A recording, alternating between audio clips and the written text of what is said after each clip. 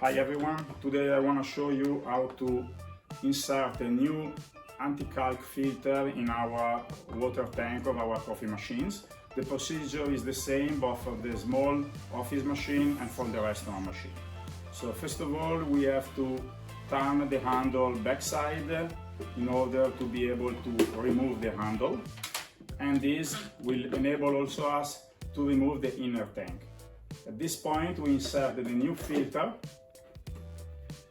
and with half liter of water, and we add half liter of water. This will rinse the resins a first time before being actually used inside the coffee machine. We put again inner tank and new filter inside the water tank, and we reinsert the handle. We have now a new filter ready to be used inside our coffee machine. Thank you.